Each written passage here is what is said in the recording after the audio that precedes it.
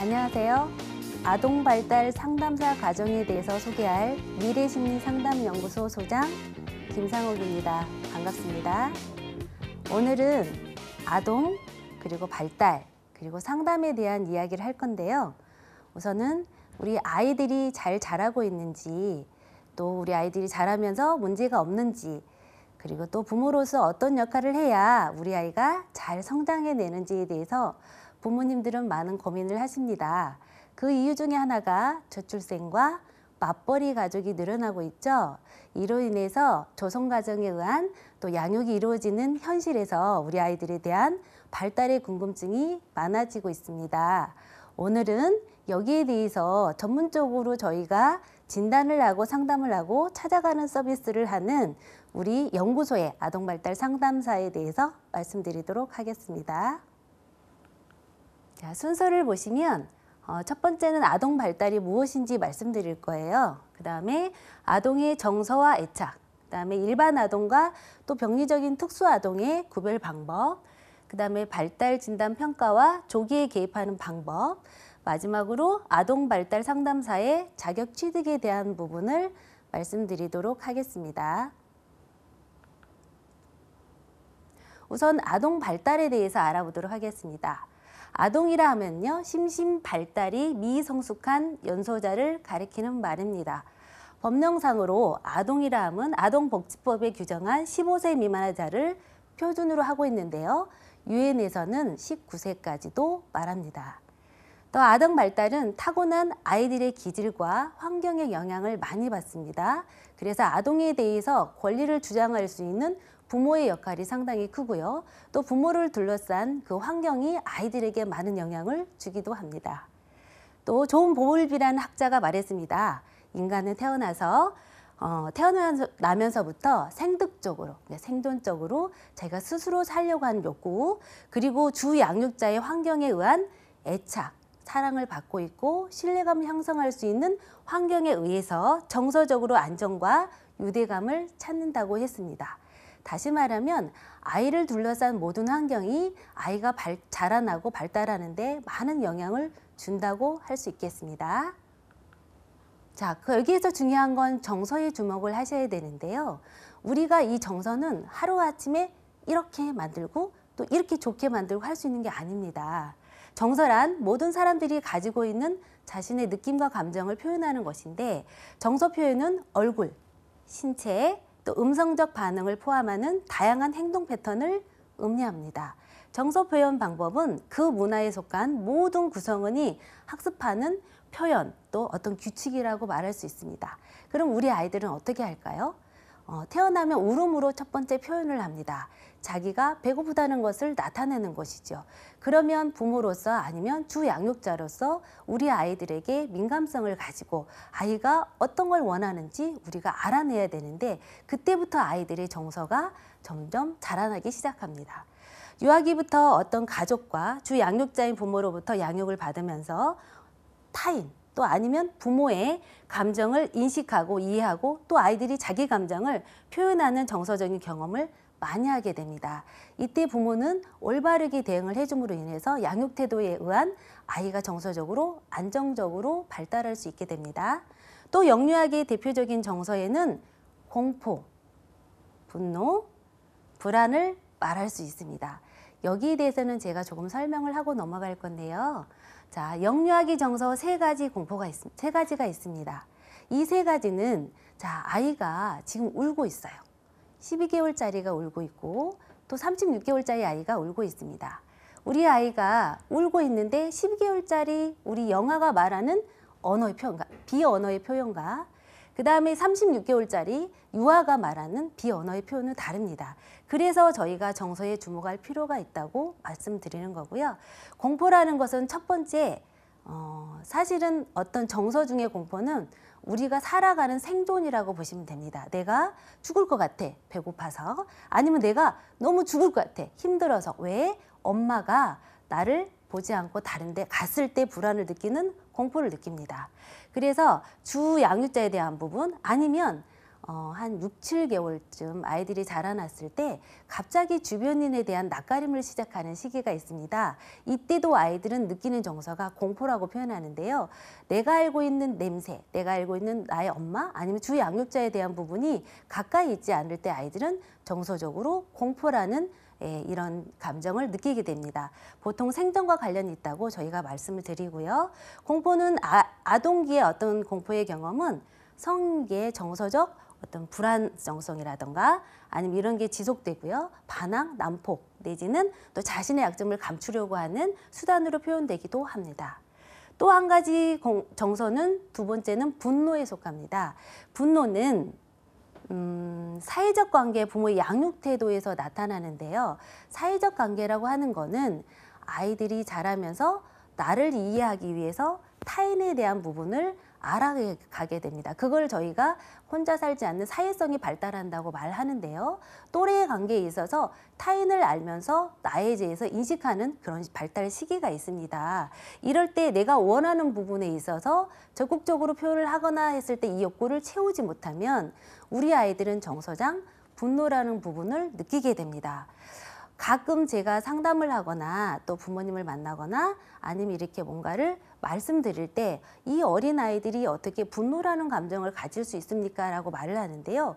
분노라는 감정은 쉽게 표현하시면 내가 하고자 하는 거를 하지 못하게 했을 때 나도 모르게 이걸 처음에는 억제를 합니다. 의식적으로 이거는 하면은 안 돼라는 의식을 하지만 그 다음에는 무의식적으로 그 전에 경험해 보았더니 해도 안 되더라 해서 자동적으로 억압을 하는 경우가 있습니다. 참는다는 건데요. 이 부분이 오랫동안 쌓이게 되면 자기도 모르게 어떤 공격성으로 아이들이 보여지는 것이 분노의 정서입니다.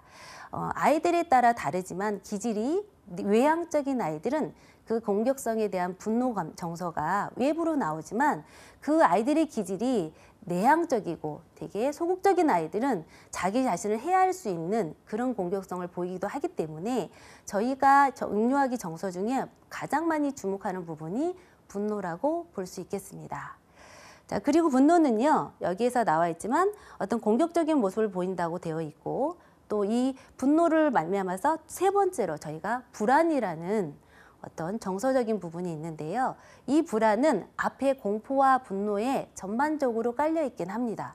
그렇지만 불안이라는 거는 아이들이 지적 발달이 이루어진 후에 미래에 대한 예측을 했을 때 나타나는 게 불안입니다. 불안과 함께 같이 가는 건 보통 저희가 위축이라는 표현을 씁니다. 그럼 위축이라는 건 왜 일어나지? 아이들이 움찔움찔 놀라거나 아이들이 눈치를 보거나 아이들이 부모에 대해서 의존력이 높아지는 걸 말하는데요. 이런 경우는 내가 경험해 보았는데 우리 부모님은 이걸 좋아하지 않아. 내 친구는 이걸 좋아하지 않아.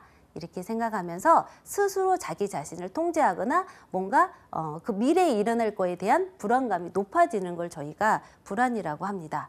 여기에서도 세 가지로 안전애착, 회피애착, 저한애착이 나와 있는데요. 여기에서 주목할 부분은 부모의 양육 태도라는 겁니다. 자, 부모의 양육 태도라는 거는 아이가 어떤 행동을 했을 때 거기에 대해서 이 아이를 사랑으로 대할 것인가 아니면 통제라는 훈육을 할 것인가에 대한 부분의 기준점이라고 보시면 됩니다.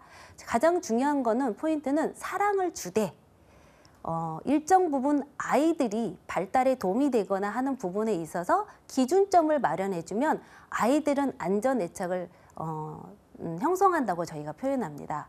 안전애착의 가장 중요한 포인트는 통제입니다. 여러분들이나 아니면 부모님들이 가장 어려워하는 부분이 사랑은 받은 애들이 받기 때문에 우리는 사랑을 줘야 된다. 아이 앞에서 화내고 싶지만 참고 있다. 그 이유는 우리 아이가 밝고 예쁘게 자라는 걸 바라기 때문입니다. 사실은 그 사랑이라는 애정에 다른 부분이 기준이 있는 사랑을 말한다고 저는 말할 수 있는데요. 저희 연구소에서도 분부교육을 시키거나 이런 발달 상담에 있어서 가장 중요하게 보는 것이 허용적인 양육 태도. 다시 말하면 사랑을 많이 주는 양육 태도에 있어서 아이들이 어떤 아까 말씀드린 정서 중에 이런 공격성이 많이 나오고 의존력이 높고 그 다음에 타인에 대해서 되게 비방적이라는 거죠. 다시 말하면 기준을 세워두고 통제를 하면서 그다음에 사랑을 주는 민주적인 양육 태도가 아이들한테 가장 올바르게 자랄 수 있는 양육 태도라는 것입니다. 다시 말하면 기준은 정해줄게요. 첫 번째는 애정입니다. 두 번째는 통제예요. 이 두 가지를 적절하게 잘할 수 있는 방법은 저희 이제 상담을 받으시거나 아니면 이렇게 아이들 발달 진단 하실 때 자세하게 상담을 받으실 수 있습니다. 그리고 여기에서 또 말하고자 하는 불안에 있어서 부모의 과잉 기대에 의해서 오는 갈등이라고 되어 있습니다. 교사 전체적인 지도에 대한 공포도 불안을 야기합니다. 그리고 가정과 학교나 아니면 단체 생활에서의 부조화에서도 심한 불안은 오는데요. 여기에서 부모님의 과잉 기대라는 건 저희가 아이들 발달 진단을 할 때 영역이 8개가 있습니다. 그 영역 중에서 아이들이 인지학습 쪽이 있고요. 또 사회정서 부분, 자조, 스스로 할 수 있는 능력, 그 다음에 언어 발달, 언어 이해 부분이 있습니다. 이 부분에 있어서 사실은 아이들은 골고루 발달을 하는 게 가장 좋은데 부모님들은 잘하기 때문에 더 많은 것을 아이들한테 요구하는 걸 볼 수 있습니다. 다시 말하면 인지학습 부분은 많은 노출이 필요하다. 다시 말하면 이 아이들이 수학이나 글자에 대한 노출을 많이 하고 영어에 대한 노출을 많이 하면 할수록 인지학습은 올라갑니다. 그럼 여기에 대한 만족으로 멈추시지 않는 게 이제 부모의 어떤 양육 태도가 많은데요. 그 이유 중에 하나는 우리 애가 잘하니까 이럴 때 더 많이 시켜야지 이런 생각을 하시는데요. 저희 연구소에서는 그렇게 생각하지 않습니다. 이 아이는 언제든지 인지학습이라는, 다시 말하면 이 학습에 노출시키면 잘할 수 있는 아이라는 게 증명이 됐습니다, 어머니. 그렇기 때문에 이 아이는 그거보다는 아이가 자율성을 가지고 자기가 하고 싶은 걸 스스로 선택해서 하게 되면 지금 하고자 해서 잘하는 것보다 훨씬 더 많은 것을 해낼 수 있는 아이로 자라고, 그렇지 않고 부모님이 항상 정해주시고 이것만큼만 하면 최고야라는 걸 자꾸 아이들한테 인식을 시키시면 아이는 부모가 원하는 만큼만 해낼지는 모르지만 아이가 스스로 하는 거에 대한 주도성은 떨어질 수밖에 없습니다. 그래서 저희가 아이들의 영유아기 정서 3가지를 봄으로 인해서 이 아이들이 어떻게 발달상에 우리가 관여를 해야 되는지 고민을 해보실 필요가 있습니다. 자, 일반 아동과 특수 아동에 대해서 구분을 해드리겠습니다. 자, 일반 아동은 예시를 잠깐 드릴 텐데요. 자, 지난해 어린이 분리불안 장애로 인한 진료를 받은 환자가 545명이 증가한 것으로 나타났다. 자, 심평원에 최근 발행한 웹진 건강나래에 따르면 지난해 소아기의 분리불안 장애 진료 환자 중 5세에서 9세가 가장 많았고 전체의 55.3%인 512명이 이에 속한다고 말했다라고 되어 있습니다. 자, 여기 보시면 우선은 연령으로 보면 5세에서 9세예요. 5세에서 9세면 아직은 유아일 수도 있고요. 이제 아동기에 접어든 아이들입니다. 이 아이들은 병리적인 어떤 문제가 발생해서 장애라는 부분을 받지 않은 상태지요. 다시 말하면 이 아이들은 일반 아동입니다. 일반 아동 중에서 분리불안 장애를 가지고 있고요. 또 하나는 저희가 보통 말하는 유사자폐라는 게 아까 애착에서 말씀드린 불완전 애착 중에서 저항이나 불완전 애착 회피가 동시에 오는 불완전 애착 혼란이 있습니다. 그 불완전 애착은 우리가 볼 때는 애가 눈 마주침이 없어. 아이가 혼자 놀아. 근데 어머님은 뭐라고 말한, 두 양육자는 어떻게 말씀하시냐면은 아이가 혼자 잘 놀고요. 또래보다는 동생애들을 잘 챙겨요라는 표현을 많이 하세요. 사실은 그 아이를 가만히 들여다보면 반대로 말하면 또래 아이하고 어울리지 못하네요. 또 하나를 말하면 혼자만 있네요. 자, 이 부분은 아이가 선천적으로 어떤 신경 발달 장애를 갖고 있는 자폐가 아닌 유사자폐라는 표현을 합니다. 자, 일반 아동들한테 나타나는 현상이고요. 그래서 저희 연구소에서는 이걸 주목하고 있습니다. 첫 번째, 일반 아동이 발달상의 어려움으로 인한 문제가 발생하고 있으며 또 병리적인 특수 아동이 아닌 일반 아동의 경계선상의 문제 행동이 주 호소문입니다. 다시 말하면 아이들은 신호를 보내고 있습니다. 나 힘들어요. 갑자기 친구를 깨무는 거예요. 아니면 갑자기 친구를 때리는 거예요. 그거에 대해서 우리가 민감성 있게 보지 않으면 이 아이가 나중에 병리적인 상태까지 갈 수 있다는 거죠. 두 번째 문제는 유아기에 나타나는 특수 아동, 특히 이제 자폐 스펙트럼이라는 부분은 영아기 때부터 보여집니다. 그래서 아이가 눈 맞춤이 전혀 없고요. 혼자 노는 경향이 많고요. 또 한 가지 일에 되게 몰두하는 걸 볼 수 있습니다. 이런 아이들은 저희가 2세 이상 되면은 병원의 진단을 통해서 저희가 발달 장애라는 진단을 받을 수 있지만 그 외에 어떤 발달에 관련된 여러 가지 문제는 동시에 올 수 있기 때문에 저희가 명명하지는 않고요. 그러니까 발달 장애로 하지는 않고 저희가 지켜보고 관찰을 하고 있습니다. 그리고 또 하나, 이 두 번째는 이 자폐 스펙트럼 같은 경우는 조기 발견하고 또 성장의 어떤 예후가, 다시 말하면 자폐 아이들도 아이로서 성장을 하면서 자기가 행복감을 찾을 수 있습니다. 그래서 아이가 스스로 자립할 수 있게끔 예후가 긍정적으로 바뀔 수 있게끔 도와주고요. 또 동반되는 발달상의 여러 가지 문제를, 지적 ADHD 같은 문제를 저희가 대응력을 갖고 미리미리 예방할 수도 있다는 겁니다. 그래서 일반 아동학에 조기에 개입하는 부분이 저희 연구소는 상당히 중요하다고 생각하고요. 아동 발달 상담사라는 이런 자격 과정을 만들어서 운영하는 이유가 여기 있습니다. 특수아동을 볼게요. 특수아동은 신경발달 장애군과 정서행동 장애군으로 나눌 수 있습니다. 이거는 신경발달 장애군은 유전적인 요인이 큽니다. 그리고 지적장애, ADHD, 자폐 스펙트럼 장애, 틱장애 중에서 운동장애 같은 것이 포함이 되는데요. 틱장애는 약간 포함은 돼 있어 신경발달 장애가 아니더라도 정서적 행동장애군에 속할 수도 있습니다. 그리고 또 정서행동장애에는요. 아까 말씀드린 분리불안 장애, 그 다음에 반응성 애착장애. 이 반응성 애착장애가 유사자폐입니다. 그리고 품행장애, 그 다음에 적대적 반항장애, 그다음에 이 적대적 반항장애 같은 경우는 하루아침에 나타나는 건 아니고요. 어렸을 때부터 부모로부터 받은 양육 태도나 아니면 아이가 갖고 있는 애착, 또 어떤 타인이나 사회에 대한 신뢰도 때문에 성장하면서 보여지는 어떤 장애군에 속합니다. 그래서 권위에 대한 반항, 내지는 윗사람들에 대한 공경을 하지 않는 태도, 그다음에 학습에 대한 능률이 떨어지는 태도를 볼 수가 있습니다. 그래서 저희가 특수아동은 크게 두 가지로 이렇게 구분을 해서 저희가 보고 있고요. 저희가 주로 여기에 개입하는 단계는 정서행동 장애군에 많이 개입을 하고 있습니다. 발달 진단 평가에 대한 필요성에 대해서 말씀을 드리도록 하겠습니다. 발달 진단 평가라는 부분은 아무렇지 않은 상태여도 한 번씩 부모님들이 우리 아이가 올바르게 잘 자라고 있을까? 요즘에 맞벌이 때문에 이제 보통 할머니 손에서 아이들이 많이 자라게 되는데요. 정말 잘 자라고 이상이 없는 거야 하는 궁금증을 많이 갖고 있습니다. 저희도 그래서 이런 현대 사회에 있어서 발생된 여러 가지 스트레스 상황이나 심리 문제를 아이들이 고스란히 어떤 가족이라는 환경 안에서 느끼고 있기 때문에 이런 부분에 있어서 아이가 보내는 신호라고 저희는 표현을 하는데요.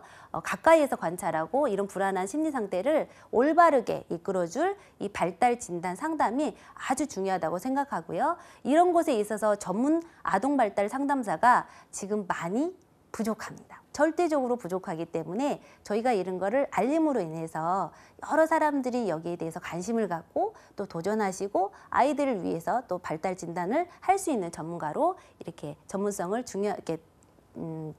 많이 이렇게 갖고 했으면 좋겠습니다. 그래서 발달 진단 평가에 대한 필요성에 있어서 세 가지가 있는데요. 사실은 순서적으로 보면 선별 검사가 먼저입니다. 그렇지만 우선 발달 진단 평가에 대해서 설명을 드리면 현재 발달 수준 및 잠재 능력의 개발과 이후에 나타날 수 있는 발달상의 부적응 문제를 예방하기 위한 목적을 위해서 6개월 이상 영유아부터 받을 수 있다라고 되어 있습니다.